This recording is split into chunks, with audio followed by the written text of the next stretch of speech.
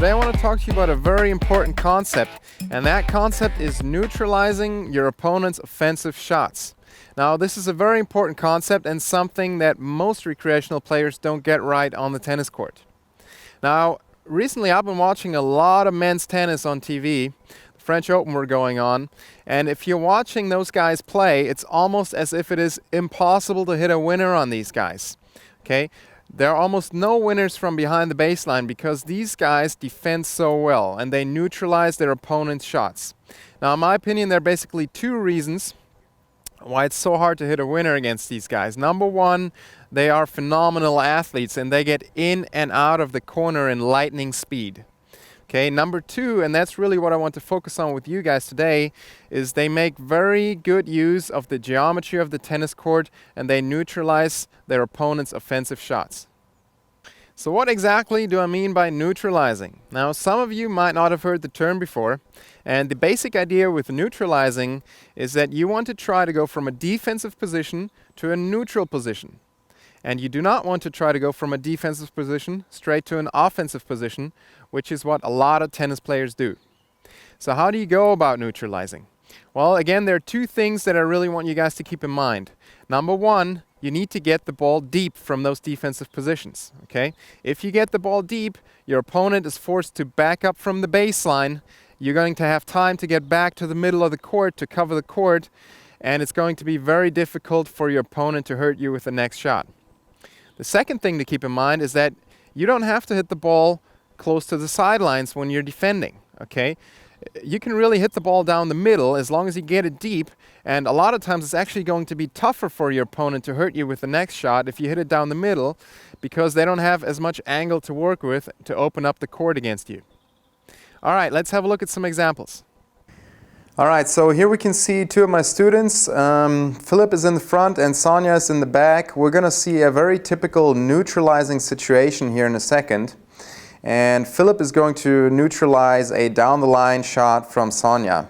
Now, let's have a look at the scene right here. So as you can see, it's a basic rally, and now Philip is hitting cross-court, and Sonia is going to hit an aggressive shot down the line, as you can see right here. And now from this situation, Philip has to neutralize, and the ideal way to do that is to go deep and down the middle. Okay, so he has to work with height and he has to make sure that he gets the ball rather deep. And as you can see right now, he managed to do exactly that. He got the ball deep and the ball was not too close to the sideline, and that's exactly what he needs to do in order to neutralize. Now we see an animation that really gives you better visual input on where you should be aiming your shots from these kinds of situations. As you can see, the target area to neutralize is deep and down the middle.